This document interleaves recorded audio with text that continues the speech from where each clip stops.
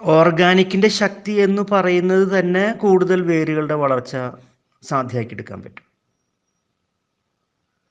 നിറയെ വേരുകളുടെ വളർച്ച എന്നുള്ളതാണല്ലോ ഏതൊരു സസ്യത്തിനെ സംബന്ധിച്ചിടത്തോളവും ആരോഗ്യം നൽകുന്നൊരു അവസ്ഥ ഉണ്ടാവുക.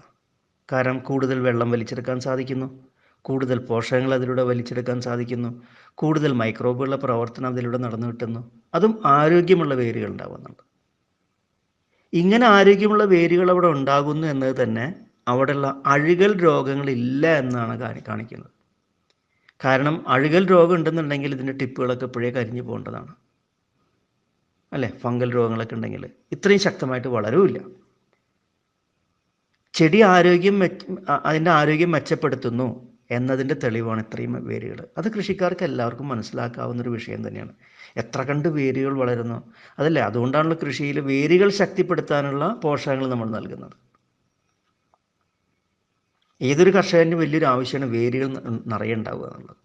ശക്തമായിട്ടുള്ള വേരുകൾ വെറുതെ ഉണ്ടായാൽ പോരാ, വളരെ ശക്തമായിട്ടുള്ള നല്ല വലിപ്പമുള്ള നല്ല ആരോഗ്യമുള്ള വേരുകൾ. അപ്പോഴാണ് ചെടിക്ക് അതിന് വേണ്ടുന്ന ആരോഗ്യം, അതിന് വേണ്ടുന്ന പോഷകങ്ങൾ അതിൻ്റെ ആവശ്യപ്രകാരം നേടിയെടുക്കാൻ സാധിക്കുള്ളൂ. 5 പേരുണ്ടാവുന്നിടത്ത് 50 പേരുണ്ടാവുക, 50 പേരുണ്ടാവുന്നിടത്ത് 500 പേരുണ്ടാവുക, ഇതാണ് ചെടിയുടെ ആവശ്യം. അതിനാണ് നമ്മൾ പ്രത്യേകമായിട്ട് വേരുകൾ വളരാനുള്ള വളങ്ങളൊക്കെ കൊടുക്കുന്നത്, അല്ലെങ്കിൽ വളർച്ചാത്വരകങ്ങളൊക്കെ കൊടുക്കുന്നത്. അതൊരു ബേസിക് ആയിട്ടുള്ള ആവശ്യമാണ്. അതാണ് കൃഷിയുടെ വിജയം, അല്ലെങ്കിൽ മണ്ണിൻ്റെ വിജയം എന്ന് പറയാം, അല്ലെങ്കിൽ നമ്മളുടെ പരിചരണത്തിൻ്റെ വിജയം എന്ന് പറയാം, അല്ലെങ്കിൽ നമ്മൾ പ്രയോഗിക്കുന്ന വളങ്ങളുടെ ഗുണം എന്ന് പറയാം. ഒപ്പം തന്നെ അതിന് ഉചിതമായിട്ടുള്ളൊരു പരിസ്ഥിതി അവിടെ ഉണ്ടായിട്ടുണ്ട്. എൻവിറോൺമെൻറ്റ്, പരിസ്ഥിതി, അതിൻ്റെ ടെമ്പറേച്ചർ എല്ലാം കൊണ്ടും. കാരണം ആ ചെടിക്ക് വളരാൻ ഉതകുന്ന തരത്തിലുള്ള, ആ ചെടി ഏതനമാണോ ആ ഇനത്തിൻ്റെ പ്രത്യേകത അനുസരിച്ചുള്ള ചുറ്റുപാടുകൾ, കാലാവസ്ഥ ഒക്കെ ഉണ്ടായി വരുമ്പോഴാണ് ഇതെല്ലാം ഒത്തൊരുമിക്കുമ്പോഴാണ്, ഒപ്പം തന്നെ മൈക്രോബുകളുടെ പ്രവർത്തനം വളരെ സജീവമായിട്ട് നടക്കുമ്പോൾ മാത്രമേ ഇതെല്ലാം നടക്കുകയുള്ളൂ, ഇത്രയും വേരുകളുടെ വളർച്ച ഉണ്ടാവുകയുള്ളൂ. അതോടുകൂടി ചെടി പിന്നെ ആരോഗ്യത്തിലേക്ക് മുന്നോട്ട് പോകാൻ പോവുകയാണ്. അതിൻ്റെ കൂടുതൽ, ഇപ്പോൾ ഏലം ചെടി ആയതുകൊണ്ട് അതിനെക്കുറിച്ച് പറയാവുന്നത്, കൂടുതൽ ചിമ്പുകൾ ഉണ്ടാവാം, കൂടുതൽ ശരങ്ങൾ ഉണ്ടാകാം, അല്ലേ? ഉള്ള ചെടിക്ക് എല്ലാം തന്നെ നല്ല ആരോഗ്യത്തിലേക്ക് നീങ്ങാൻ സാധിക്കും. കാരണം ഇത് ഒരു നാച്ചുറലായിട്ടുള്ള പ്രോസസ്സാണ് നിങ്ങൾ കാണുന്നത്, ഇപ്പോൾ ഈ കാണുന്ന വീഡിയോയിലൂടെ. അതിനി വേറെ തെളിവുകളുടെ ആവശ്യമില്ല. അതേസമയം നമ്മൾ അനാവശ്യമായിട്ടുള്ള ഈ രാസവള പ്രയോഗങ്ങളും കീടനാശിനി പ്രയോഗങ്ങളൊക്കെ ചെയ്യുമ്പോൾ ഇത്രയും ശക്തമായിട്ടുള്ള വളർച്ച ഉണ്ടാവണമെന്നില്ല. ഇത് മൈക്രോബുകളുടെ അവിടുത്തെ മാത്രമല്ല, ഇതിനോടൊപ്പം കണ്ടില്ലേ, വേരുകൾക്കൊപ്പം സാപ്രോഫൈറ്റിക് ഫംഗികളുടെ വളർച്ച അവിടെ കാണുന്നുണ്ട്. അവിടുത്തെ നിങ്ങളുടെ വേസ്റ്റിലൊക്കെ നോക്കിയാൽ കാണാൻ പറ്റും, കമ്പോസ്റ്റിൽ അല്ലെങ്കിൽ ദ്രവിക്കുന്ന അല്ലെങ്കിൽ ജീർണിക്കുന്ന വസ്തുക്കളിലെല്ലാം തന്നെ ഫംഗികളുടെ വേരുകളും ഫംഗികളുടെ നാരുകൾ എന്ന് പറയാം, ഹൈഫേ എന്ന് പറയാം, അതൊക്കെ നിറഞ്ഞു നിൽക്കുന്നതായിട്ട് കാണാൻ സാധിക്കും. അതും ചെടികളുടെയൊക്കെ വേരുകൾ പോലെയാണ് കാണുമ്പോൾ നിങ്ങൾക്ക് കാണാൻ പറ്റുന്നത്. ചെടികളുടെ വേരുകൾ പോലെ തന്നെ ഇലകളിലും ദ്രവീകരണം നടത്തിക്കൊണ്ടിരിക്കുകയാണ് അവർ. ദ്രവീകരണം അവർ നടത്തിക്കൊണ്ടിരിക്കുന്നതിൻ്റെ അർത്ഥം അവർ പോഷകങ്ങളൊക്കെ ഉണ്ടായിട്ട് അവരും കുറച്ച് നേടിയെടുക്കുന്നു, അതോടൊപ്പം തന്നെ മണ്ണിലേക്കും പോഷകങ്ങൾ നിക്ഷേപിക്കുകയാണ് ചെയ്യുക, മണ്ണിലേക്ക് ചേർത്ത് കൊടുക്കുകയാണ് ചെയ്യുക. അപ്പോൾ അവരുടെ മെറ്റാബലൈറ്റ്സും അവരുടെ ശാരീരികമായിട്ടുള്ള പ്രവർത്തനങ്ങൾ നടന്നു കിട്ടുന്ന പലതരത്തിലുള്ള എൻസൈമുകളും ആ മണ്ണിലേക്ക് വന്ന് ചേരുന്നു. അത് ഉപദ്രവകാരികളായിട്ടുള്ള പല മൈക്രോബുകൾക്കും അത് ദോഷം ചെയ്യും, അല്ലേ? അത് നല്ലതാണ്, അവരുടെ ഇനത്തിനെയൊക്കെ കൺട്രോൾ ചെയ്യാൻ നല്ലതാണ്. മാത്രമല്ല ചെടിക്ക് ഏറ്റവും ഗുണകരമായിട്ടുള്ള, നമ്മളൊന്നും ഫാക്ടറികൾ ഉണ്ടാക്കിയാൽ പോലും പറ്റാത്ത തരത്തിലുള്ള പല എൻസൈമുകളും അവിടെ നേടിയെടുക്കാൻ സാധിക്കും. ഇത്തരത്തിലുള്ളൊരു കാലാവസ്ഥ, ഇത്തരത്തിലുള്ളൊരു അന്തരീക്ഷം, ഇത്തരത്തിലുള്ളൊരു പരിസരം ഉണ്ടാക്കിയെടുക്കുക, ഇത്തരത്തിലുള്ളൊരു മണ്ണ് ഉണ്ടാക്കിയെടുക്കുക എന്നുള്ളത് നമ്മളുടെ ആവശ്യം. അപ്പോൾ ഇതെല്ലാം ഒന്ന് മറ്റൊന്നിനെ എപ്പോഴും സഹായിച്ചുകൊണ്ടിരിക്കുകയാണ്. വേരുകൾ മണ്ണിനെ സഹായിക്കുന്നു, മണ്ണിൽ നിന്ന് കൂടുതൽ പോഷകങ്ങൾ മിനറലൈസ് ചെയ്തെടുക്കുന്നു, അവിടെ ഫംഗികളുടെ പ്രവർത്തനം സജീവമാകുമ്പോൾ അവിടെയും മിനറലൈസേഷൻ കൂടുതൽ നടക്കുന്നു. ഇതെല്ലാം ചെടിക്ക് ഉപകരിക്കാൻ സാധിക്കുന്നു. അപ്പോൾ ഒരു വിൻ ഒരു സിറ്റുവേഷൻ പോലെ എല്ലാവരും അവിടെ വിജയിച്ചു, എല്ലാവരും വളർന്നുകൊണ്ടിരിക്കുകയാണ്. അതാണ് ഏറ്റവും തൃപ്തികരമായിട്ടുള്ള, ഏറ്റവും സുരക്ഷിതമായിട്ടുള്ളൊരു മണ്ണ്, അല്ലെങ്കിൽ വളർച്ച, അല്ലെങ്കിൽ ഒരു തോട്ടം, അല്ലെങ്കിൽ ഒരു തടം എന്നൊക്കെ പറയാവുന്നത്. നമുക്ക് ഈ ഏലം ചെടിയുടെ ചുറ്റുമുള്ള അതിൻ്റെ ഉള്ളിലുള്ള വേരുകളുടെയൊക്കെ വളർച്ച, നാരുവേരുകളുടെയും മുഖ്യമായിട്ടുള്ള വേരുകളുടെയും അതിനോടൊപ്പം തന്നെ നാരുവേരുകളുടെ വളർച്ചയും ഓരോ വേരിൻ്റെ ടിപ്പിലും റൈസോഫജി സൈക്കിൾ പ്രവർത്തിക്കുകയാണ്. റൈസോഫജി സൈക്കിൾ എന്ന് പറഞ്ഞാൽ അത്രമാത്രം പോഷകങ്ങൾ ഓരോ വേരിൻ്റെ ടിപ്പിലും നടന്നുകൊണ്ടിരിക്കുകയാണ്. അപ്പോൾ ഒരു 100,000 ഫാക്ടറി ഇപ്പോൾ അവിടെ തുറന്ന് കിട്ടിയിട്ടുണ്ട് ആ ചെടിക്ക്. ഒരു 100,000 ഫാക്ടറി. വേരുകളൊന്നും കേടാവുന്നില്ല, എല്ലാ വേരുകളും ഒരുമിച്ച് പ്രവർത്തിക്കുകയാണ്. റൈസോഫജി സൈക്കിൾ അവിടെ പ്രവർത്തിക്കുകയാണ് ചെയ്യുന്നത്. അപ്പം അത്രയും റൈസോഫജി സൈക്കിളിൻ്റെ ഇന്ധനം എന്ന് പറയുന്നത് എന്താണ്? ആ വേരുകളുടെ ടിപ്പിലാണല്ലോ റൈസോഫജി സൈക്കിൾ പ്രവർത്തിക്കുന്നത്. അത്രയും ഫാക്ടറികൾ പ്രവർത്തിക്കണമെന്നുണ്ടെങ്കിൽ ഇന്ധനം വേണ്ടേ? നമ്മളിപ്പോൾ ഒരു ഫാക്ടറി തുറന്നു, ഒരു കൂട്ടം ആളുകൾ ഓരോരോ വീടുകളിലും അതിൻ്റെ ഫാക്ടറി തുറന്നു വിചാരിക്കും, എന്തെങ്കിലും ഒരു പ്രവർത്തനത്തിൻ്റെ. അപ്പോൾ അവിടേക്കൊക്കെ കറണ്ടും അല്ലെങ്കിൽ ഡീസലും ജനറേറ്റർ പ്രവർത്തിക്കാനും അല്ലെങ്കിൽ യന്ത്രം പ്രവർത്തിക്കാനൊക്കെ ഇന്ധനം വേണ്ടേ? അല്ലെങ്കിൽ ഒരു 100 വണ്ടി ഓടുമ്പോൾ 100 വണ്ടിയിലേക്ക് ഇന്ധനം വേണ്ടേ? ഇപ്പോൾ ഒരു സിറ്റിയിലേക്ക് നോക്കിക്കഴിഞ്ഞാൽ ഒരു 10,000 വണ്ടി കാണാം, പലതരത്തിലുള്ള വെഹിക്കിൾസ് കാണാം. അതിലേക്കൊക്കെയും ഇന്ധനം വേണ്ടേ? എന്നല്ല ആ യന്ത്രം പ്രവർത്തിക്കുള്ളൂ, അല്ലെങ്കിൽ ആ വാഹനം പ്രവർത്തിക്കുള്ളൂ. എന്ന പോലെ തന്നെയാണ് വേരുകൾ. ആ വേരുകളുടെ ടിപ്പിലെല്ലാം തന്നെ ഒരു ഫാക്ടറി ഉണ്ട്. ആ ഫാക്ടറികൾ മുഴുവൻ പ്രവർത്തിക്കണമെങ്കിൽ ഇന്ധനം വേണം. ഇന്ധനം എന്താ? പ്രത്യക്ഷമായിട്ട് ഏറ്റവും പ്രഥമമായിട്ടുള്ള ഇന്ധനം വെള്ളം, അതായത് ഈർപ്പം, പിന്നെ മൈക്രോബുകൾ. ഇത് രണ്ടുമാണ് അവിടത്തേക്ക് ആവശ്യമുള്ള ഇന്ധനം. പിന്നെയാണ് മണ്ണിൽ നിന്ന് വെള്ളത്തോടൊപ്പം വലിച്ചെടുക്കുന്ന പോഷകങ്ങളും. അപ്പോൾ 3ആയി. അതായത് ഈർപ്പം വേണമെന്നുള്ളതായി. ഈർപ്പത്തിലൂടെ അവിടെ ലയ രൂപത്തിലായി കിട്ടിയിട്ടുള്ള പോഷകങ്ങൾ മുഴുവൻ വെള്ളം വലിച്ചെടുക്കുന്നതോടൊപ്പം ചെടി വലിച്ചെടുക്കുന്നു. അപ്പോൾ അടുത്തൊരു പ്രവർത്തനമായി. അതോടൊപ്പം തന്നെ മൈക്രോബുകളെ വലിച്ചെടുക്കുന്നു ചെടി റൈസോഫജി സൈക്കിൾ പ്രവർത്തനത്തിന് വേണ്ടിയിട്ട്. അപ്പോൾ അടുത്തൊരു പോഷക ലഭ്യത ഉറപ്പാക്കി. അങ്ങനെ വരുമ്പോഴാണ് ചെടിക്ക് 100% പോഷകങ്ങൾ കിട്ടുമെന്ന് പറയുള്ളൂ. അപ്പോൾ ഇത്രയും വേരുകളുടെ ടിപ്പുകൾ അവിടെ, വേരുകൾ പ്രവർത്തിക്കുന്നു, വേരുകളുടെ ടിപ്പുകൾ, അതിൻ്റെ അഗ്രഭാഗങ്ങൾ പ്രവർത്തിക്കുന്നു. അത്രയും ഇന്ധനം വേണമെന്ന് പറഞ്ഞാൽ അത്രയും മൈക്രോബുകൾ അവിടെ ഉണ്ടായിരിക്കണം. അത്രയും മൈക്രോബുകൾ നമ്മളവിടെ സൃഷ്ടിച്ചുകൊണ്ടേയിരിക്കണം. അപ്പോൾ മൈക്രോബുകൾ വർദ്ധിക്കാനുള്ള എല്ലാ പരിസരങ്ങളും നമ്മൾ അവിടെ ഒരുക്കണം. അവിടെ അവർക്ക് വേണ്ട ഭക്ഷണം വേണം. അവരുടെ കൗണ്ട് കുറഞ്ഞു പോകാൻ പാടില്ല, എപ്പോഴും കൂടിക്കൊണ്ടേയിരിക്കണം. ഞാൻ ഇന്നലെ ഏതൊരു സ്പീച്ചിൽ പറഞ്ഞിരുന്നു, 10 പവർ 10, 10 പവർ 11, 10 പവർ 12 എന്ന പോലെ മൈക്രോബുകൾ അവിടെ വർദ്ധിക്കണം. അതിനാണ് നമ്മൾ മൈക്രോബുകളുടെ കോളനി അവിടേക്ക് ചേർത്തുകൊണ്ടിരിക്കുന്നത്. പ്ലസ് അവിടുത്തെ ലോക്കൽ മൈക്രോബുകൾ വർദ്ധിക്കാൻ വേണ്ടിയിട്ട് നമ്മൾ ഭക്ഷണം കൊടുക്കുന്നത്. ഓരോ നിമിഷവും മില്യൺസ് അവർ വർദ്ധിച്ചുകൊണ്ടേയിരിക്കും. അവരെ മുഴുവൻ ചെടികളുടെ വേരുകൾ വലിച്ചെടുത്തുകൊണ്ടിരിക്കുകയും ചെയ്യും. മൈക്രോബുകൾ മുഴുവൻ അവിടെ തന്നെ ചത്തടിഞ്ഞ് അവരുടെ നെക്രോമാസ് മണ്ണിലേക്ക് അടിയാന്ന് മാത്രമല്ല, ചെടി വേരുകൾക്കുള്ളിലേക്കും പ്രവേശിപ്പിച്ചുകൊണ്ടിരിക്കുകയാണ് ആയിരക്കണക്കിന്. എന്നിട്ട് ആ വലിച്ചെടുക്കുന്ന മൈക്രോബുകളുടെ മുഴുവൻ കോശഭിത്തി ഉരിച്ചെടുത്ത് ചെടി ഭക്ഷിക്കുകയാണ് ചെയ്യുന്നത്.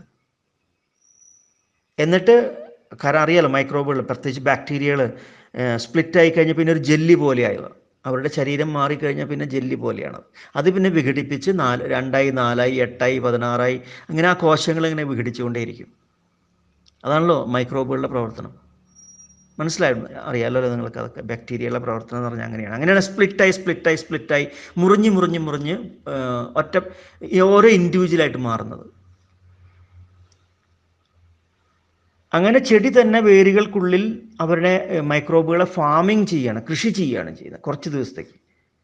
അത് കഴിഞ്ഞ് അവരുടെ സംഖ്യ വളർന്നു കഴിഞ്ഞാൽ പിന്നെ അവരെ പുറത്തേക്ക് ആക്കുകയാണ് ചെയ്യുന്നത്. അവർ പിന്നെ വീണ്ടും കോശഭിത്തിയൊക്കെ നിർമ്മിച്ച് വീണ്ടും വേരുകൾക്കുള്ളിലേക്ക് വരുന്നു. അപ്പോൾ ഈ ഒരു പ്രവർത്തനം നടക്കുമ്പോഴാണ് ചെടികൾക്ക് നല്ല വളങ്ങൾ കിട്ടുന്നത്. ചെടിക്ക് ആവശ്യമായിട്ടുള്ള 70% പോഷകങ്ങളും ചെടി ഇങ്ങനെയാണ് നിർമ്മിച്ച് എടുക്കുന്നത് എന്നുള്ള കണക്കുകളാണ് കണ്ടെത്തിയിട്ടുള്ളത്. റൈസോഫജി സൈക്കിളിൻ്റെ വിശദീകരണക്കാരനായ അല്ലെങ്കിൽ ആ രീതി കണ്ടുപിടിച്ച James F white, American scientist ആയിട്ടുള്ള ആ ഒരു സയൻറ്റിസ്റ്റ് വിവരിച്ചിട്ടുള്ളത് സയൻസിലൂടെ. അതിൻ്റെ മുഴുവൻ കണ്ടെത്തലുകളും ഗവേഷണങ്ങളുടെ മുഴുവൻ ഈ ജേണൽസ് എല്ലാം പുറത്തു വന്നതാണ്. അത് വലിയൊരു കണ്ടുപിടുത്തമാണ്, വലിയൊരു മനസ്സിലാക്കലാണ് നമ്മൾ നടത്തിയെടുത്തിട്ടുള്ളത്. നമ്മുടെ സയൻസ്, ബയോളജി, റൈസോഫജി സൈക്കിൾ അത്രയും ഗംഭീരമായിട്ട് പ്രവർത്തിക്കുന്ന ഒരു വീഡിയോ ആണത് അല്ലേ. ഇതിൻ്റെ ഈ വീഡിയോ എടുത്ത് നമ്മുടെ തോമസ് കുട്ടിയാണ്, അദ്ദേഹത്തിൻ്റെ തോട്ടത്തിൽ. അപ്പോൾ നമ്മൾ എങ്ങനെ ഓർഗാനിക്കിനെ ഏത് അളവിൽ നമ്മൾ മെച്ചപ്പെടുത്തുന്നു, അതിൻ്റെ ഹയർ ലെവലിലേക്ക് കൊണ്ടുപോകുന്നു, അതിനനുസരിച്ച് ആ പരിസരം മെച്ചപ്പെടുന്നു, അതിനനുസരിച്ച് ആ പരിസരത്തെ വെള്ളവും മെച്ചപ്പെടുന്നു. അവിടെ വെള്ളത്തിന് നഷ്ടം ഉണ്ടാവില്ല, ഒലിച്ചുപോക്ക് കുറവായിരിക്കും. അവിടെ വീഴുന്ന ആ മഴയുണ്ടല്ലോ, അത് മാക്സിമം അതിൻ്റെ മണ്ണിൻ്റെ അടിഭാഗത്തേക്ക് തന്നെ പെർക്കുലേറ്റ് ചെയ്ത് ആഴ്ന്നിറങ്ങാൻ സഹായിക്കുന്നു. ഈ വേരുകളെല്ലാം എക്സ്പോസ്ഡ് ആയിട്ട് ഇങ്ങനെ വെക്കാനും പാടില്ല, മാക്സിമം പൊതയിട്ടുകൊണ്ട് കവർ ചെയ്ത് വെക്കുക. കാരണം അറിയാലോ, വേരുകളുടെ ടിപ്പ് എപ്പോഴും ഓക്സിജനുമായിട്ട് കൂടുതൽ സമ്പർക്കത്തിലാവുമ്പോൾ ആ വേരുകളുടെ ടിപ്പ് കരിഞ്ഞു പോകാനും സാധ്യതയുണ്ട്. അങ്ങനെയുണ്ടല്ലോ. അപ്പോൾ അതുകൊണ്ട് തന്നെ ചെടികൾക്ക് ഇടഭാഗത്തുള്ള ചപ്പ് ചവറുകളൊക്കെ മാറ്റാതിരിക്കുക, കുറച്ചൊക്കെ അവിടെ തന്നെ വയ്ക്കുക. നിങ്ങൾക്ക് അത്രയും തിക്കായിട്ട് ശല്യമായിട്ട് തോന്നി മാത്രം മേൽഭാഗത്ത് നിന്ന് കുറച്ചെടുക്കുക. അതിൻ്റെ പോലും ആവശ്യമില്ല, കാരണം അതുകൊണ്ടല്ല ചീച്ചിൽ വരുന്നത്, അല്ലേ? അതും അറിയാവുന്നതാണ്, അതൊക്കെ പറഞ്ഞു തന്നിട്ടുള്ളതാണ് ഞാൻ. പിന്നെ അവിടെ നമ്മളുടെ മൈക്രോബുകളുടെ വളർച്ചാ ത്വരകങ്ങളും ഒക്കെ നൽകാൻ ശ്രമിക്കുക. ഇവിടെ ഇപ്പോൾ ഭൂമി പവറും പ്രീമിയം, മദർ കൾച്ചർ, മറ്റു വളപ്രയോഗങ്ങൾ, നമ്മുടെ രോഗങ്ങൾക്കും കീടങ്ങൾക്കും എതിരെയുള്ള മൈക്രോബൽ കൺസോർഷ്യം, ഇതെല്ലാം ചേർത്ത് കഴിഞ്ഞു. ഈ തോട്ടം എന്ന് പറഞ്ഞാൽ കഴിഞ്ഞ വർഷം വരെ ഫംഗൽ രോഗങ്ങൾ കൊണ്ട് അപ്പാടെ പോയി എന്ന് പറയാം. അപ്പാടെ പോയ ഒരു തോട്ടമായിരുന്നു. അതാണ് ഈ വർഷം ഓർഗാനിക്കിലൂടെ മെച്ചപ്പെടുത്തി കൊണ്ടുവരുന്നത്. കഴിഞ്ഞൊരു 6 മാസമായിട്ട് ഒരു കീടനാശിനി ഇവിടെ ഉപയോഗിച്ചിട്ടില്ല. ഇതുവരെ ഫംഗൽ, ഇപ്പം മഴ നല്ല രീതിയിൽ തന്നെ മഴ കിട്ടി, അവിടെ ഫംഗൽ രോഗങ്ങൾ, അഴുകൽ രോഗങ്ങളൊന്നും കാണുന്നില്ല. പിന്നെ തട്ടമറച്ചിൽ എന്ന് പറയുമ്പോൾ ഈ ഓരോ ഷൂട്ടുകളും കടഭാഗത്തു നിന്ന് മറഞ്ഞു വീഴുന്നത് 2-3 കാരണങ്ങൾ കൊണ്ടാണ്. ഒന്ന്, ചെടിയുടെ ആരോഗ്യം നല്ലതല്ല, അതുകൊണ്ട് തന്നെ ചീച്ചിലുണ്ടാകാം. ആ ഒരൊറ്റ കാരണമുണ്ട്. ഫംഗൽ രോഗമല്ല പറയുന്നത്, അല്ലാതെ തന്നെ ചെടി വീക്കായിട്ട് ഒടിഞ്ഞു പോകാൻ ചെറിയ കാറ്റിലൊക്കെ. പൊട്ടാസ്യത്തിൻ്റെ കുറവ് കൊണ്ടും ചെടിയുടെ തട്ടുകൾ മറഞ്ഞു വീഴാം. കാൽസ്യത്തിൻ്റെ കുറവ് കൊണ്ട്, കാരണം കോശങ്ങളുടെ വളർച്ച നടക്കുന്നില്ല, വളരെ വീക്കായിട്ട് നിൽക്കുന്നൊരു ഷൂട്ടായിട്ട് മാറും. ഇങ്ങനെയൊക്കെ വരുമ്പോൾ എന്താ സംഭവിക്കുക? ഒരു ചെറിയൊരു കാറ്റ് മതി മറഞ്ഞു വീഴാനായിട്ട്. മാത്രമല്ല, അത്രയും വീക്കായിട്ട് നിൽക്കുമ്പോൾ രോഗങ്ങളും കീടങ്ങളും പെട്ടെന്ന് കടന്നു കൂടുകയും ചെയ്യും, അല്ലേ? അങ്ങനെയുണ്ടാവും. ചില അത്യപൂർവമായിട്ടുള്ള ചില ചീച്ചലിന് കാരണമാവുന്ന ഫംഗികളും ചിലപ്പോൾ കയറിൽ നിന്നൊക്കെ വരാം. പക്ഷെ അവർക്ക് വ്യാപിക്കാൻ പറ്റില്ല, കാരണം ഓർഗാനിക്കിൻ്റെ അവിടെ ശക്തി, നമ്മൾ ചേർത്തെടുത്തിട്ടുള്ള ഓർഗാനിക് വളങ്ങൾ, പോഷകങ്ങൾ, മൈക്രോബുകൾ അവിടെ ഒരു പ്രതിരോധം സൃഷ്ടിക്കുന്നുണ്ട്. പ്രത്യേകിച്ച് നമ്മൾ രോഗത്തിനെതിരെ പ്രവർത്തിപ്പിക്കുന്ന മൈക്രോബുകളുടെ കൺസോർഷ്യം ഉണ്ടല്ലോ, അതവിടെ ഉള്ളതുകൊണ്ട്. അപ്പോൾ രോഗവ്യാപനം അവിടെ തടയും. ഇങ്ങനെ കുറേ ഗുണങ്ങൾ. അപ്പോൾ ഈ സമയത്ത് പൊട്ടാസ്യം കുറവുണ്ടെങ്കിൽ രോഗങ്ങളും വരാൻ സാധ്യതയുണ്ട് കേട്ടോ. പൊട്ടാസ്യം ഒരു തരത്തിൽ രോഗങ്ങളെ തടഞ്ഞു നിർത്താൻ സഹായിക്കുന്ന ഒരു പോഷകം കൂടിയിട്ടാണ് NPK. അതിന് പൊട്ടാസ്യത്തിന് വളരെ കഴിവുണ്ട്. ഫോസ്ഫറസിനും കഴിവില്ല എന്നല്ല, പക്ഷെ അതിനേക്കാൾ ഏറ്റവും ഗംഭീരമായിട്ട് പ്രവർത്തിക്കുന്നത് പൊട്ടാസ്യമാണ്. പൊട്ടാസ്യം രോഗങ്ങളെ തടയും. അപ്പോൾ മതിയായ അളവിൽ പൊട്ടാസ്യം വേണമെന്നുള്ള നിർബന്ധമാണ്. അതിനൊക്കെയാണ് നമ്മൾ ശ്രമിക്കുന്നത് ഈ ഓർഗാനിക്കിലൂടെ. ഇന്ന് ഓർഗാനിക്കിലൂടെ എല്ലാ വളങ്ങളും നമുക്ക് ഓർഗാനിക്കിലൂടെ സമയബന്ധിതമായിട്ട് നടത്തിയെടുക്കാൻ സാധിക്കാത്ത ഒന്നുമില്ല. ആ രീതിയിൽ വളർന്നു കഴിഞ്ഞു. എന്ന് വെച്ചാൽ ഓർഗാനിക് എന്ന് പറഞ്ഞാൽ പഴയ കാലത്തെ പോലെ ചാണകമാട്ടും കോഴിക്കാട്ടും മാത്രമല്ല. അങ്ങനെ ഇട്ടുകഴിഞ്ഞാൽ പിന്നെ ഓർഗാനിക് ഫെയിലായിട്ട് പോകും. അതുകൊണ്ടാണ് ഈ ഓർഗാനിക്കാർ പോലും കൃഷിയെ അല്ലെങ്കിൽ മണ്ണിനെ കേടാക്കുന്നതെന്ന് പറയുന്നത്. കാരണം ഞാൻ രാസവളങ്ങളൊന്നും ചെയ്യുന്നില്ല എന്ന് പറഞ്ഞതുകൊണ്ട് മാത്രം ഓർഗാനിക് ആയില്ല. അങ്ങനെ. അപ്പോൾ വേരുകൾ ഇത്രയും ശക്തമായിട്ട് വളരണം. അതിനുള്ള ഈ സമയത്ത് ഇനി വരുന്ന ഇപ്പോൾ June, July, August, September, October വരെയുള്ള സമയം എന്ന് പറഞ്ഞാൽ മഴ ഉള്ളൊരു സമയമാണ്. ഈ സമയത്ത് നമ്മളുടെ ചെടികളുടെ വേരുകളെല്ലാം സജീവമായിട്ട് എല്ലായിടത്തും എത്തിയിരിക്കണം. അടിഭാഗത്ത് പുതിയ നിറയെ വേരുകൾ. ഈ സമയത്ത് നമ്മൾ വേരുകൾ ഉണ്ടാക്കിയെടുക്കാനുള്ള പോഷകങ്ങൾ അല്ലെങ്കിൽ അതിന് ചുറ്റുപാടുകൾ ഉണ്ടാക്കിയിട്ടില്ല, പിന്നെ എന്താ കാര്യമുള്ളത്? അത്രയും ശക്തമായിട്ടുണ്ടാക്കണം. നമ്മൾ 1 2 5 വേരുകളല്ല ഞാൻ പറയുന്നത്. ഓരോ ഷൂട്ടിനും ഒരു 10 20 വേരുകൾ ഉണ്ടാക്കാൻ കഴിയണം. ഒരു ചെടിയുടെ ഷൂട്ട് എന്ന് പറഞ്ഞാൽ അതിൻ്റെ അമ്മുമ്മയും അമ്മയും മകളും, അങ്ങനെ ഞാൻ പറയാം. Grandma, daughter and grand daughter. ഈ 3 പേരാണ് ഒരു തട്ട് എന്ന് പറഞ്ഞാൽ, സോറി, ഒരു ചെടി എന്ന് പറഞ്ഞാൽ സിംഗിൾ ഷൂട്ട് എന്ന് പറയുന്നത്. അപ്പോൾ എത്രമാത്രം വേരുകളുണ്ടോ അത് ഈ 3 പേരും ഷെയർ ചെയ്യുകയും ചെയ്യും. അമ്മ മകൾക്കും മകളുടെ മകൾക്കും കൊടുക്കും പോഷകങ്ങൾ. അവിടെ നിന്ന് ഇപ്പോൾ സപ്ലൈ ഉണ്ട്. അത് കഴിഞ്ഞ് അമ്മ മരിച്ചു പോവുകയാണ് പിന്നെ ചെയ്യുക. ഒരു 18 മാസം, മാക്സിമം വന്ന് 2 വർഷം മാക്സിമം. അത് കഴിഞ്ഞാൽ അമ്മയുടെ പ്രായം കഴിഞ്ഞു. അതുവരെ ഏറ്റവും അവസാനത്തെ ശ്രമം എന്നുള്ളതിൽ അമ്മയും ചിലപ്പോൾ ശരങ്ങളും ചിലപ്പോൾ ചിമ്പും തന്നുടയില്ല പുതിയ ഒരു ഇനത്തെ കൂടി. അതായത് പേരക്കിടാവും അമ്മയും ഒരുമിച്ച് പ്രസവിക്കുന്ന ഒരവസ്ഥ അല്ലേ, നിങ്ങളത് കണ്ടിട്ടുണ്ടായിരിക്കും. അങ്ങനെ ഉണ്ടാവണമെന്നുണ്ടെങ്കിൽ ആ ശരങ്ങളും ചിമ്പുകൾ പോലും നല്ല ആരോഗ്യത്തിൽ വരണം എന്നുണ്ടെങ്കിൽ അവിടെ പോഷകങ്ങൾ ഉണ്ടായിരിക്കണം. അല്ലെങ്കിൽ 3 പേരും തളർന്നു പോകും. അമ്മയും തളരും, മകളും തളരും, മകളുടെ മകളും തളരും അല്ലേ. അപ്പോൾ 3 പേരെ നമ്മൾ വാച്ച് ചെയ്യണം. ആ 3 പേര് അതേപോലത്തെ ഒരു 40 50 60 അംഗങ്ങൾ ആ കുടുംബത്തിലുണ്ടായിരിക്കണം. അതിനാണ് ഒരു ക്ലമ്പ് എന്ന് പറയുന്നത്, ഒരു ചെടി എന്ന് പറയുന്നത് അല്ലേ. ഏലം ചെടീനെ അങ്ങനെ കണക്ക് കൂട്ടുക. നമ്മൾ തെങ്ങിനെ കണക്ക് കൂട്ടിട്ട് ഒറ്റ തെങ്ങിനെ നമ്മൾ കണക്ക് പറയുക. ഏലം തട്ടെന്ന് പറഞ്ഞാൽ അതിലൊരു 30 40 50 60 70 80 ഷൂട്ട്സ് ഉണ്ടായിരിക്കണം. ആ ഷൂട്ട്സ് എന്ന് പറഞ്ഞാൽ അമ്മ, മകൾ. അപ്പോൾ ഓരോ ഷൂട്ട്സും അങ്ങനെയുള്ള ആളുകളാണ്. ഇവരുടെ വളർച്ചയും ശക്തമാണ്. കാരണം എന്നാലേ സസ്റ്റൈനബിളായിട്ടും കൃഷി മുൻപോട്ട് പോകുള്ളൂ. കാരണം ഓരോ സീസണിലും ഓരോ മാസങ്ങളിലും നിരന്തരമായിട്ട് പൂക്കളും കായകളും ഉണ്ടാവണമെന്നുണ്ടെങ്കിൽ ഈ അമ്മ മകൾ പ്രോസസ്സ് ഉണ്ടല്ലോ, അത് നിരന്തരമായിട്ട് ഗംഭീരമായിട്ട് ആരോഗ്യത്തോടെ നടന്നുകൊണ്ടിരിക്കണം അല്ലേ. മാത്രമല്ല മകളുടെ മകൾ പേരക്കിടാവ് ഒരു 5 ഇല ആകുമ്പോഴേക്കും അതിൽ നിന്ന് അടുത്ത 2 ശരം ചിമ്പ് പൊട്ടിയിരിക്കണം. ഒരു 4 ഇല 5 ഇല ആകുമ്പോഴേക്കും, ചിലപ്പോൾ അത് 3 ഇലയിലും സാധിക്കും. കാരണം ആ തട്ട് അത്രമാത്രം ആരോഗ്യത്തിൽ നിൽക്കുന്നതാണെങ്കിൽ. അപ്പോൾ നോക്കൂ, നിരന്തരമായിട്ട് നമ്മളുടെ കായ പറിക്കലും നിരന്തരമായിട്ട് നടത്തിയെടുക്കാൻ സാധിക്കും. കാരണം ഓരോ തലമുറയും അതിന് ആ സമയത്തിനും വളരെ വേഗതയിൽ വളർന്നുകൊണ്ടിരിക്കുകയാണ്. അപ്പോൾ കൃഷി നിരന്തരമായിട്ട് ലാഭത്തിലേക്ക്, അളവിൽ കൂടുതലായിട്ട് മാറിക്കൊണ്ടിരിക്കും. മാത്രമല്ല ഇവരെല്ലാം ആരോഗ്യത്തിൽ നിൽക്കുമ്പോൾ അവിടുത്തെ മണ്ണും മെച്ചപ്പെടും അല്ലേ. എന്നിട്ടാണ് ഇവർ ഈ വളർച്ചയോട് കൂടിയിട്ടാണ് അടുത്ത ചൂടുകാലത്തിനെ അഭിമുഖീകരിക്കാൻ പോകുന്നത്. അതായത് ഡിസംബർ, ജനുവരി, ഫെബ്രുവരി, മാർച്ച്, ഏപ്രിൽ, മെയ്, ആ ഒരു 6 മാസത്തെ. അതിൽ തുടക്കത്തിൽ പതുക്കെ ചെറിയ ചൂടുണ്ടായിരിക്കുള്ളൂ. പിന്നെ അവിടെ നിന്ന് അങ്ങോട്ട് ചൂട് കൂടി മെയ് മാസത്തിലെത്തുമ്പോഴേക്കും നല്ല ചൂടായിട്ട് മാറും അല്ലേ. അങ്ങനെയാണ് സംഭവിക്കുന്നത്. അപ്പോൾ ആ മാസം തുടക്കം മുതൽ തന്നെ ചെറിയൊരു നന അവിടെ കൊടുത്തുകൊണ്ടിരുന്നാൽ അവിടെ വലിയ കോട്ടം തട്ടാതെ കൃഷിയെ മുൻപോട്ട് കൊണ്ടുപോകാൻ സാധിക്കും. പൊതയിടണം, നന്നായിട്ടുണ്ടായിരിക്കണം. ഇടേണ്ട ആവശ്യമില്ല, നമ്മൾ അവിടെ നിന്ന് പൊതയൊന്നും നശിപ്പിക്കാതിരുന്നാൽ മതി. അതിൻ്റെ മേലെ മണ്ണിടാതിരിക്കുക.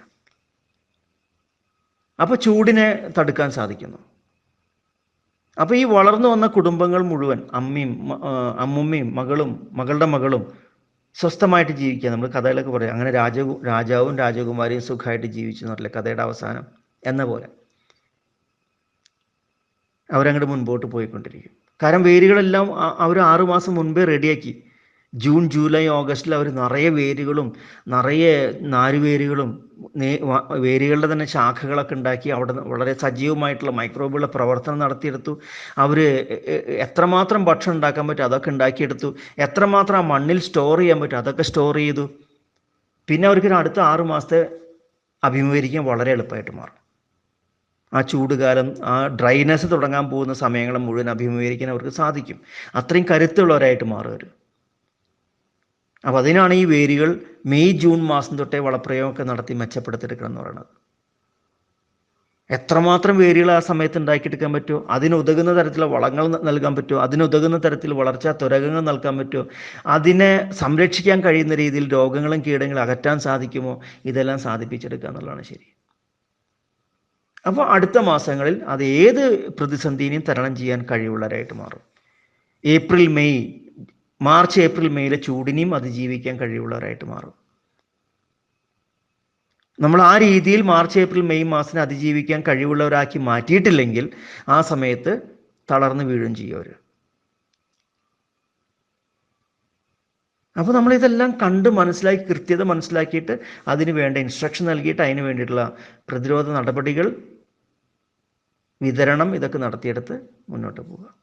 അപ്പോൾ അങ്ങനെ വരുമ്പോൾ ഈ രീതിയിൽ നല്ല ആരോഗ്യത്തോടുള്ള ചെടികൾക്ക് ആരോഗ്യത്തോടുള്ള വേരുകളും ഒക്കെ വളർന്നുകൊണ്ടിരിക്കും. വേരുകൾ ഇങ്ങനെ പടപെടാന്ന് പറഞ്ഞാൽ ഈ വളരുക, ചെടി വളരുന്ന പോലെ അവിടെ നിന്ന് ഇവിടെ നിന്നൊക്കെ വേരുകൾ ചാടി വരും. മറ്റേത് നിങ്ങൾക്ക് വേരുകളൊക്കെ 2 or 3 പതുക്കെ ആ തട്ടിൽ നിന്ന് ചുവട്ടിലേക്ക് ഇറങ്ങുന്നത് കാണാം. ഇതിപ്പോൾ അവിടെ നിന്ന് ഇവിടെ നിന്നൊക്കെ ചാടി ഓടി വരണ പോലെയാണ്. നമ്മളൊരു ഈ ചില കലം അല്ലെങ്കിൽ ചട്ടിയൊക്കെ മണ്ണിൽ കുറച്ച് നേരം വെച്ചിട്ട് കുറേ ദിവസം വെച്ചിട്ട് പൊക്കി നോക്കിക്കഴിഞ്ഞാൽ നിറയെ പൂച്ചിപ്രാണികളെ കാണില്ലേ, എന്നിട്ട് അവരപ്പോൾ ഓടുന്നതാണ് എല്ലായിടത്തേക്കും, പല ഭാഗത്തേക്കും അവർ ഓടും.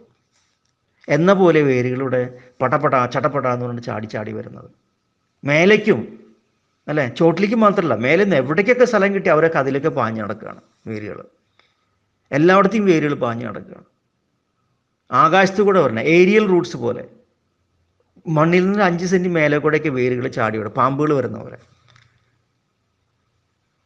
അത് പിന്നെ കുറച്ച് കഴിഞ്ഞാൽ ആ മണ്ണ് എവിടേക്കാണ് തട്ടുന്നത്, അല്ലെങ്കിൽ ഒരു ഗ്രാവിറ്റി കിട്ടിക്കഴിഞ്ഞാൽ അവർ ചോട്ടിലേക്ക് തന്നെ നിന്നും മണ്ണിലേക്ക് ഇറങ്ങിപ്പോകും.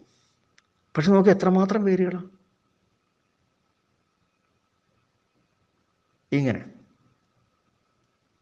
ഒരു ചെടിയിൽ നിന്ന് 10, 15, 20 വേരുകൾ ഉണ്ടാക്കണം. അത്ര ഉണ്ടാക്കാൻ അതിൽ കൂടുതൽ ഉണ്ടാക്കാൻ സാധിക്കും. അതിനനുസരിച്ച് വളർച്ചാ ത്വരകങ്ങൾ നൽകണം. ഇവിടെ ഇപ്പോൾ ഭൂമി പവർ കൊടുത്തും മറ്റു വളപ്രയോഗങ്ങൾ, രോഗകീട നിർമ്മാർജ്ജനം, മദർ കൾച്ചർ, മൾച്ചിങ്, മറ്റു വളപ്രയോഗങ്ങൾ, ചാണകം, ആട്ടുംകാട്ടം, കോഴിക്കാഷ്ടം, ഇങ്ങനെയുള്ള പല തരത്തിലുള്ള വളങ്ങൾ ഇതെല്ലാം ചേർത്ത് പിണ്ണാക്ക്, ബോറോൺ, ജിപ്സം അല്ലേ, ഇങ്ങനെ ഞാൻ പറയാറുള്ള പോലെയൊക്കെ ചേർക്കുക തന്നെ വേണം. ജിപ്സം അറിയാലോ, സൾഫറിൻ്റെയും കൂടി ഒരു കണ്ടെയ്നർ ഉള്ള സാധനമാണ്. അപ്പോൾ സൾഫർ ഒരു രോഗങ്ങളെ അകറ്റാൻ സഹായിക്കുന്ന ഒരു പോഷകമാണ് സൾഫർ എന്ന് പറയുന്നത്. അതുപോലെ തന്നെ സിങ്കും കാൽസ്യവും മഗ്നീഷ്യവും ബോറോണും മാംഗനീസ്, അയേൺ അല്ലേ, ഇതെല്ലാം വേണം. നമ്മളൊരു ചെറിയ അളവിൽ കൊടുക്കണം. നമുക്കറിയില്ല എന്തൊക്കെയുടെ കുറവുണ്ടെന്നുള്ളത്. അപ്പോൾ നമ്മൾ അതിൻ്റെ രീതിയിൽ ഒന്നുകിൽ കീലേറ്റഡ് ആയിട്ടും മണ്ണിലേക്കും രണ്ടുമായിട്ടും കൊടുക്കുന്നത് നല്ലതാണ്. ഇത്തരമൊരു പ്രാക്ടീസാണ് നടത്തിയിട്ടുണ്ട്. അതിൻ്റെ ഒരു ചിത്രമാണ് ഇപ്പോൾ ഈ കാണുന്നത്. ഇന്നലെയല്ല, മിനിങ്ങാന്ന് ബിജുവിൻ്റെ തോട്ടത്തിൽ പോയപ്പോഴും ഇതേ അനുഭവമായിരുന്നു. ബിജുവിനും വളരെ സന്തോഷമായി. അവിടെയും കുറച്ച് കീടങ്ങളെ ചെറിയൊരു പ്രസൻസ് കാണുന്നുണ്ട്. അത് ഈ ആഴ്ചയിൽ തന്നെ പരിഹരിക്കുന്നുണ്ട്. അവിടെയും ഇതേപോലെ തന്നെ വേരുകൾ നിറയെ വേരുകളായിട്ട് പുറത്തേക്ക് ചാടിക്കൊണ്ടിരിക്കുകയാണ്. നിറയെ ചിമ്പുകളും നിറയെ ശരങ്ങളും അല്ലേ, എല്ലായിടത്തും നല്ല ആരോഗ്യത്തോടുള്ളത്. അവിടെയും ഇതേപോലെ കഴിഞ്ഞ സീസണിലും കഴിഞ്ഞതിന് മുമ്പിലത്തെ സീസണിലും രോഗങ്ങളുടെ ശക്തമായിട്ടുള്ള രോഗം ഉണ്ടായിരുന്നു, അഴുകൽ രോഗങ്ങൾ. അപ്പോൾ ആ രോഗം വന്ന പരിസരങ്ങളിൽ ഇപ്രാവശ്യം മഴ പെയ്ത് ഇത്രയും കാലമായി യാതൊരു തരത്തിലുള്ള പ്രശ്നങ്ങളും അവിടെ കാണുന്നില്ല. പകരം പുതിയ നല്ല ചിമ്പുകൾ ഇങ്ങനെ വളർന്നുകൊണ്ടിരിക്കുകയാണ്, പുതിയ ശരങ്ങളും നിറയെ വേരുകളും. അതിൻ്റെ അർത്ഥം അവിടെ ആ അഴുകൽ രോഗം ഇല്ല എന്നുള്ളതാണ്. അഴുകൽ രോഗം ഉണ്ടെങ്കിൽ അതൊക്കെ മുഴുവൻ പോകേണ്ടതാണ്, അല്ലെങ്കിൽ വേരുകളുടെ ടിപ്പുകളിലേക്കും ബാധിക്കേണ്ടതാണ്, അല്ലെങ്കിൽ ശരങ്ങളിലേക്ക് ബാധിക്കേണ്ടതാണ്. അങ്ങനെയൊന്നുമില്ല. ഇപ്പം എന്തുകൊണ്ടും ഓർഗാനിക് അതിൻ്റേതായിട്ട് രൂപത്തിൽ തന്നെ, അതിൻ്റേതായിട്ടുള്ള രീതിയിൽ, ശരിയിൽ തന്നെ മുന്നോട്ട് കൊണ്ടുപോകാൻ ശ്രമിക്കുക. അതാണ് ഞാൻ പറഞ്ഞു തരുന്നത്. അതാണ് നിങ്ങൾ ചെയ്തെടുക്കേണ്ടത്. അല്ലാതെ തോന്നിയ പോലെ അവിടെ നിന്നും ഇവിടെ നിന്നും എന്തെങ്കിലും ചെയ്തിട്ടുള്ള കാര്യം. അതിനൊരു ക്രമമുണ്ട്. ആ ക്രമം അനുസരിച്ച് മുൻപോട്ട് പോകാൻ ശ്രമിക്കുക. അപ്പോൾ ഒരു സിസ്റ്റം പോലെ പ്രവർത്തിക്കും, അതിൻ്റെ കൗണ്ടിൽ പ്രവർത്തിക്കുക, അതിൻ്റെ ശക്തിയിൽ പ്രവർത്തിക്കുക. അവരൊക്കെ എന്തായാലും നല്ല ഒരു വീഡിയോ, നല്ല ചിത്രം, കുറച്ച് ഡീറ്റെയിൽഡായിട്ട് എടുത്തിട്ടുണ്ട്. വളരെ ക്ലോസപ്പ് ആയിട്ടോ ഡീറ്റെയിൽഡ് ആയിട്ടും അല്ലെങ്കിൽ മനസ്സിലാക്കാൻ സഹായിക്കുന്ന വേഗതയിൽ അല്ലേ, പതുക്കെ പതുക്കെ അത് കാണാൻ പറ്റുന്നുണ്ട്, മനസ്സിലാക്കാൻ സാധിക്കുന്നുണ്ട്. ഏത് കൊച്ചുകുട്ടിക്കും മനസ്സിലാക്കാൻ സാധിക്കും ആ വേരുകളുടെ വളർച്ച കാണുമ്പോൾ. Thank you. ഒരു ഓർഗാനിക്കിൻ്റെ എന്താ പറയുക, വേരുകളുടെ വളർച്ച വിശദീകരിക്കുന്ന, പ്രത്യേകിച്ച് ഏലം ചെടിയുടെ വേരുകളുടെ വളർച്ച വിശദീകരിക്കുന്ന ഒരു വീഡിയോ ആയിട്ട് നമുക്കിതിനെ കാണാൻ സാധിക്കും. Thank you very much.